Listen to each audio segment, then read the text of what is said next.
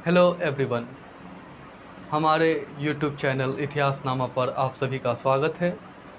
जैसा कि मैंने आप लोगों से वादा किया था कि मैं 11th और 12th का जो भी सब्जेक्ट है, हिस्ट्री, ज्योग्राफी, पॉलिटिकल साइंस और इकोनॉमिक्स, इन सारे सब्जेक्ट्स को मैं चैप्टर वाइज और टॉपिक वाइज आप लोगों को पढ़ाऊँगा। तो आज मैं सबसे पहले हिस्ट्री का लेक्चर लेकर आया हूँ, जो हर रोज़ शाम के 8 बजे इस यूट्यूब चैनल इतिहासनामा पर अपलोड किया जाएगा। तो आज हम लोग बात करने जा रहे हैं हिस्ट्री की, और 12वीं की हिस्ट्री की बात करने जा रहे हैं। आप लोगों को मैंने एक सेपरेट वीडियो बनाकर सारे बुक की जानकारी दिया था, और मैंने ये भी बताया था कि सारे ये जो इतिहास का किताब है, हिस्ट्री का किताब है, ये कितने भागों में है, कितने सेक्शन में डिवाइडेड है।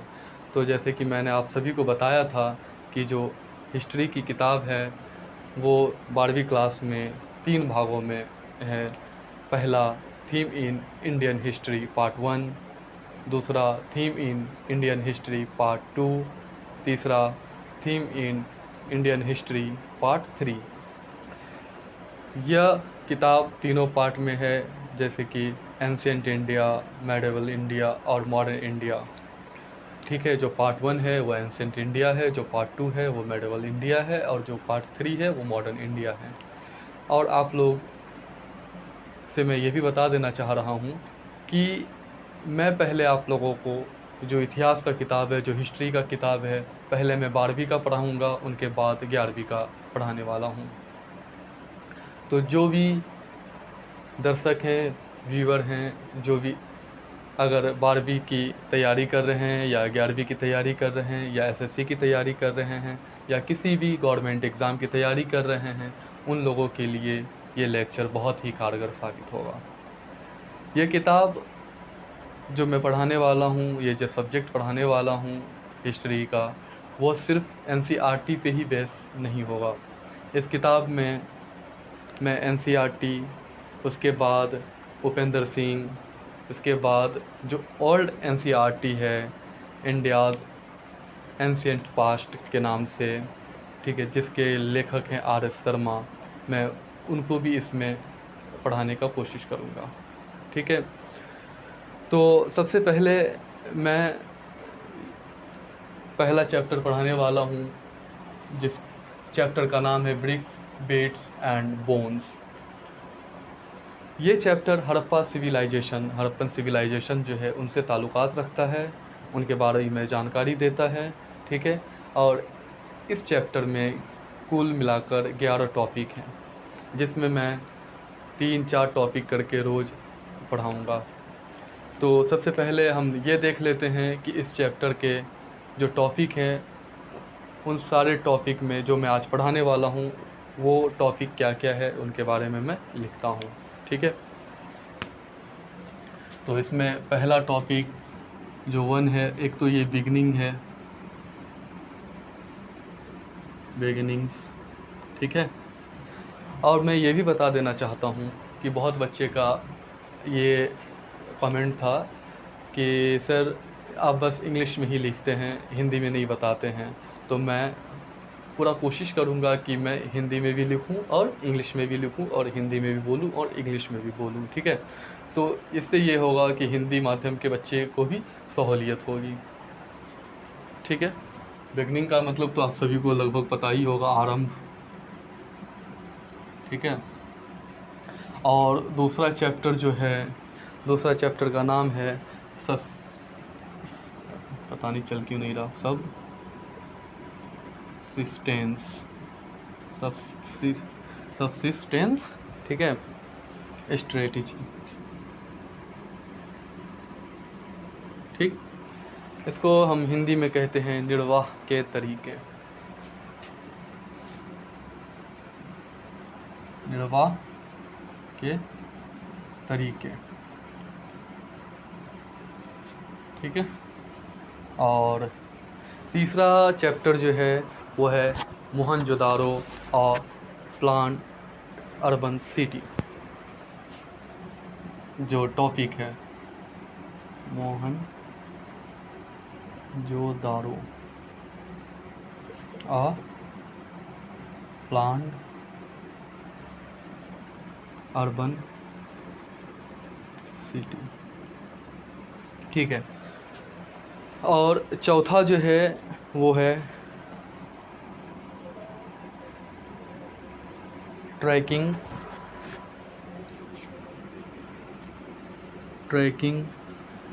Social difference. सोशल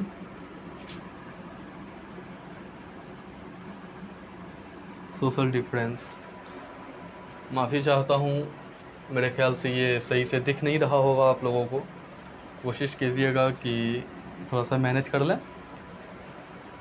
मुझे याद नहीं रहा कि इसमें इंक ख़त्म हो चुका है ब्लैक कलर का, और ये ब्लू कलर का थोड़ा कम दिखता है बोर्ड पे। ठीक है। तो ये 4 टॉपिक मैं पढ़ाने वाला हूँ आज अभी इसी वक्त, जिसमें मैं आप लोगों को ये बताऊँगा कि हड़प्पा सिविलाइजेशन का शुरुआत कैसे हुआ, आरंभ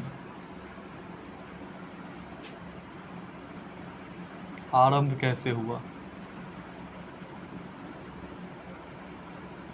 ठीक है। हड़प्पा सिविलाइजेशन का आरंभ कैसे हुआ। ठीक है।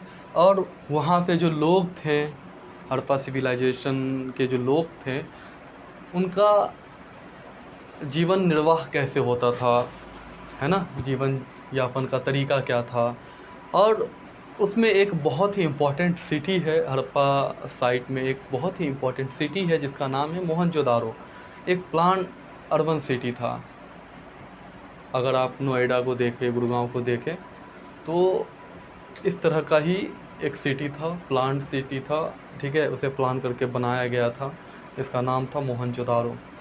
और फिर चौथे टॉपिक में मैं बात करने वाला हूँ, हम लोग बात करने वाले हैं ट्रैकिंग सोशल डिफरेंस, कि उस ज़माने में भी क्या सोसाइटी में डिफरेंसेस थी, क्या डिस्क्रिमिनेशन नहीं कह सकते हैं, डिफरेंस कह सकते, चलिए डिफरेंस है ना, डिफरेंस कह सकते हैं कि उस वक्त जो है सोशल डिफरेंस क्या था, क्या ऊंच नीच के भी लोग थे, या इकोनॉमिकली बैकवर्ड या फॉरवर्ड भी लोग थे, इस तरह के लोग थे, ये भी हम लोग जानने का प्रयास करेंगे। ठीक है।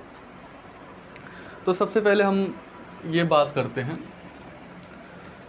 कि ये हड़प्पन सिविलाइजेशन है क्या, कहाँ शुरुआत हुई। ठीक है। और कैसे शुरुआत हुई। और हड़प्पन सिविलाइजेशन को हम इंडस वैली सिविलाइजेशन भी कहते हैं। और अगर इंडस वैली सिविलाइजेशन कहते हैं तो क्यों कहते हैं। ठीक है। तो चलिए, अगर आप इस टॉपिक का नाम लिख चुके हैं तो इसे मैं मिटा दे रहा हूँ। ठीक है। रेज कर दिया मैंने इसे। और आज के दिन से हम पीछे चलते हैं 4600 साल पीछे, लगभग 4600 साल पुराने ज़माने इतिहास के। ठीक है। तो जैसा कि हमने बताया आपको, पहला टॉपिक है आरंभ, बिगिनिंग, है ना। मैं एकदम बिल्कुल इसी के अकॉर्डिंग आपको पढ़ाऊँगा। ठीक है। तो इसका आरंभ कैसे हुआ। इस साइट को, जो हड़प्पा है, हड़प्पा एक साइट है, ठीक है, जगह का नाम है जहाँ पे ये सिविलाइजेशन की उत्पत्ति हुई थी। तो इस साइट को सबसे पहले दयाराम साहिनी ने, है ना, दयाराम साहिनी ने 1921 में खोजा। ठीक है।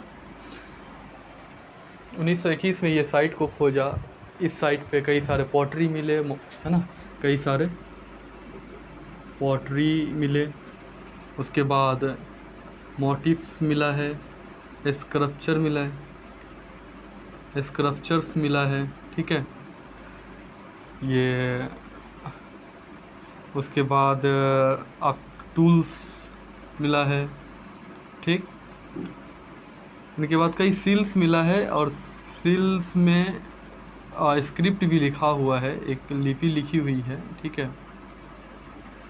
लिपि लिखी हुई है, लेकिन इसे अभी तक पढ़ा नहीं गया है, ठीक है, पढ़ा नहीं जा सका, ठीक। इसके बाद आप कह सकते हैं कि कई कॉपर टूल्स भी मिले हैं, कॉपर टूल्स हैं, इन सब का कार्बन डेटिंग हुआ, इन पे रिसर्च हुआ, तो पता लगा कि ये कितने साल पुराना साइट है और ये कितने साल पुराने मोटिव्स और पॉटरीज वगैरह हैं, ठीक है। तो हमें इनसे पता लगता है कि हर एक जो है कि ये हड़प्पा एक साइट थी, यहाँ पे बहुत सारे लोग रहते थे, एक सिविलाइजेशन था, ठीक है। जल्दी में हम एकदम बिगनिंग को इससे समझ लेते हैं, ठीक। अब हम चलते हैं दूसरे टॉपिक पे। दूसरा टॉपिक है हमारा सबसिस्टेंस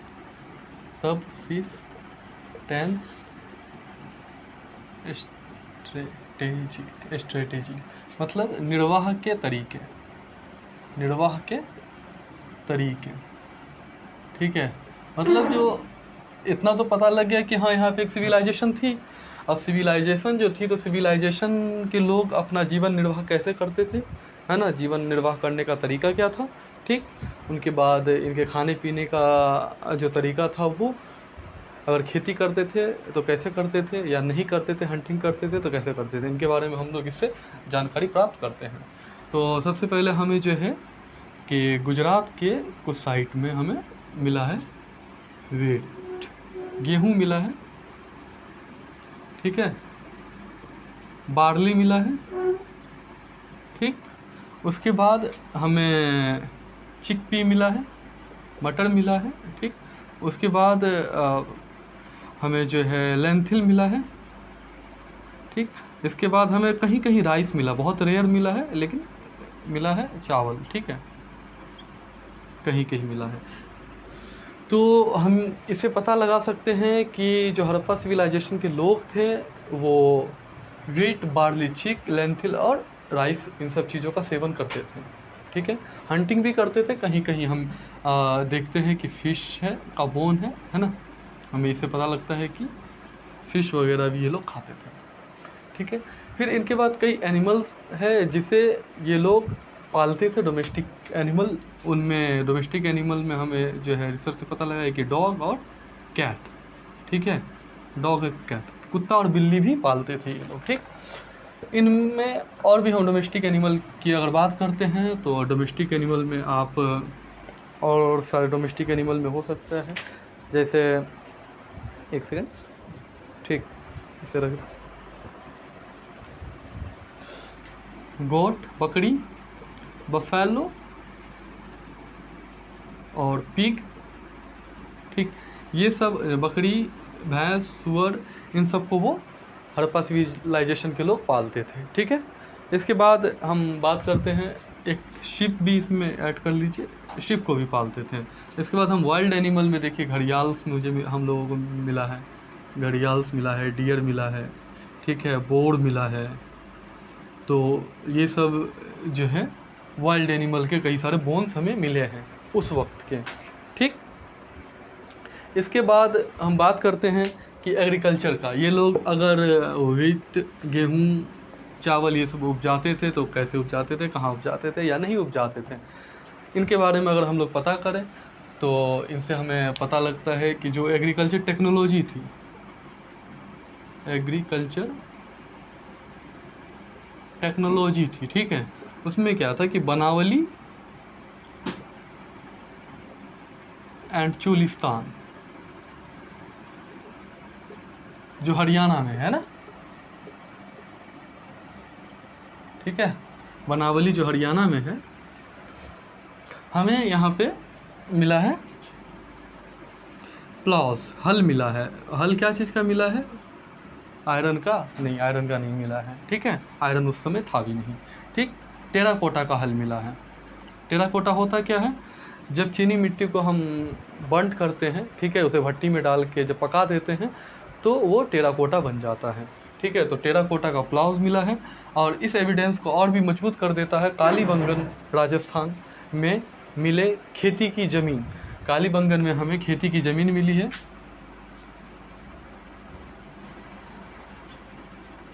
कालीबंगन राजस्थान में खेती की ज़मीन मिली है, ठीक है, खेती की ज़मीन मिली है, मतलब प्लॉस फील्ड मिला है, ठीक है।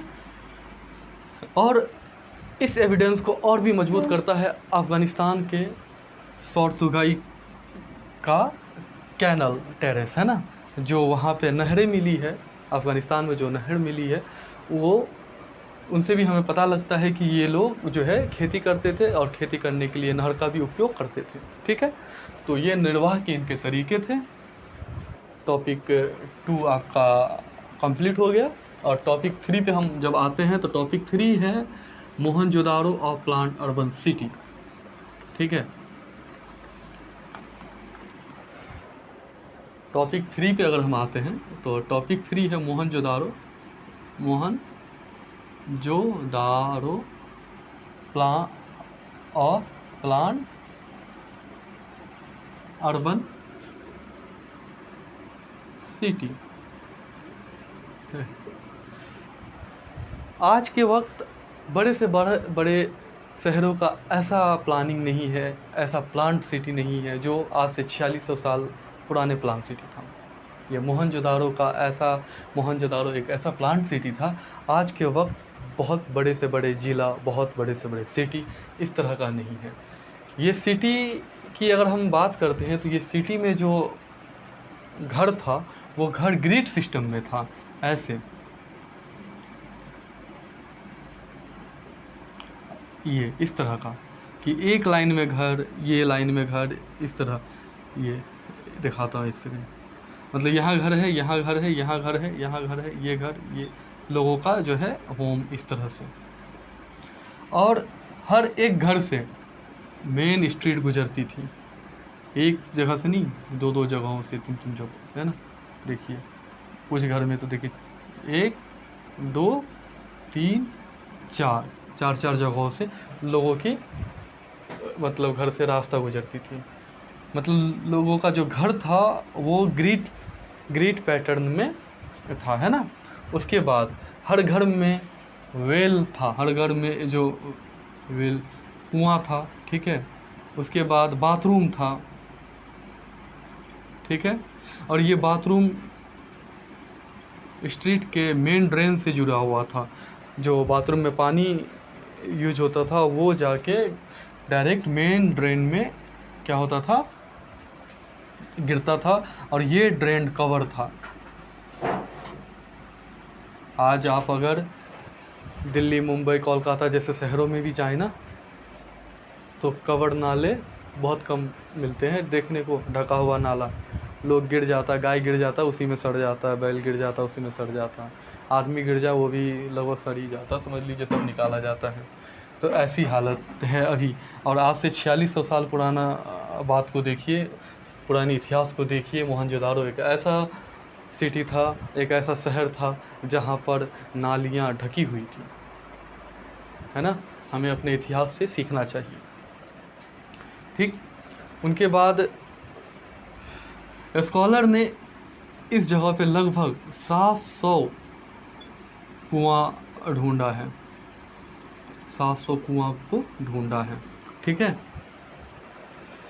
फिर हम बात करते हैं मोहनजोदारो की। तो मोहनजोदारो जो सिटी है वो 2 भागों में बटा हुआ है, ठीक है, 2 भागों में बटा हुआ है। पहला भाग है जो छोटा है लेकिन ऊंचे पे है, पहला भाग है ये छोटा है लेकिन ये ऊंचे जगह पे है। और एक बड़ा भाग है जो नीचा है लेकिन ये बहुत बड़ा है ना। तो इसको हम कहते हैं सीटाडेल, ठीक है। इधर इसमें नहीं आ रहा है तो हम यहाँ लिख देते हैं सीटाडेल। इसको हम हिंदी में कहते हैं दुर्ग, ठीक, एक दुर्ग है। और ये है लोअर टाउन, ठीक है।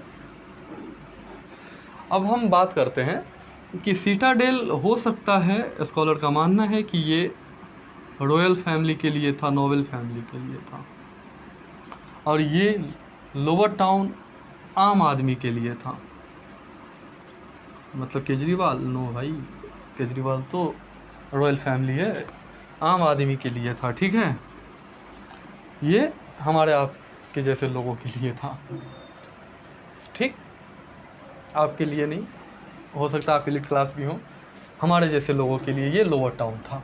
ठीक है, तो जो मोहनजोदाड़ो है वो 2 भागों में बटा हुआ था, एक सीटाडेल और दूसरा लोअर टाउन। अच्छा, एक बात और यहाँ से सवाल उठता है कि ये मोहनजोदाड़ो जो साइट है, हड़प्पा का ही साइट है। ठीक है, हड़प्पा का साइट है। इस साइट को, मोहनजोदाड़ो को आर.डी. बनर्जी ने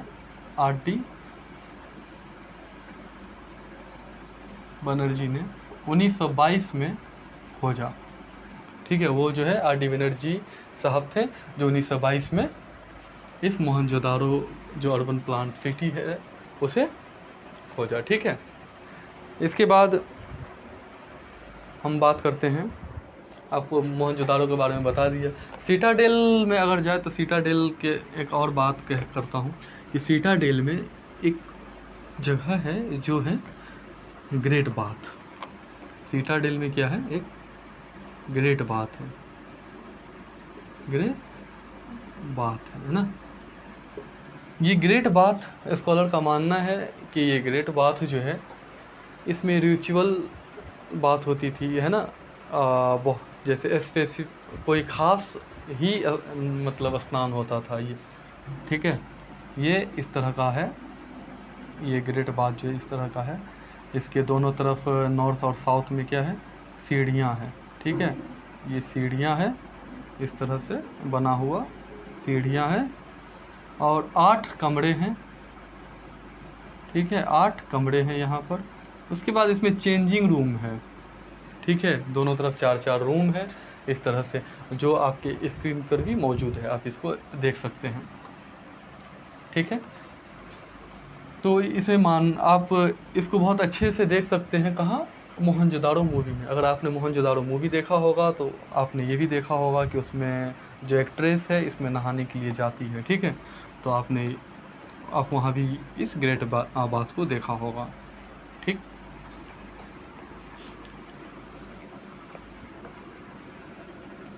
अब हम बात करने जा रहे हैं चौथा टॉपिक।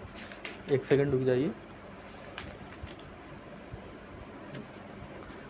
अच्छा, एक चीज़ हम यहाँ से और भी आपको बता दें कि सीटाडेल जो है, सीटाडेल और लोअर टाउन दोनों घिरा हुआ वर्ल्ड है चारों तरफ से।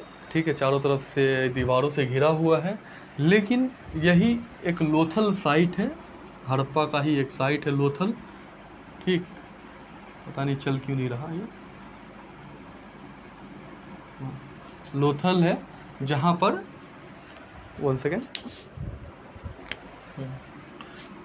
लोथल एक साइट है जहाँ पर सीटाडेल घिरा हुआ नहीं है।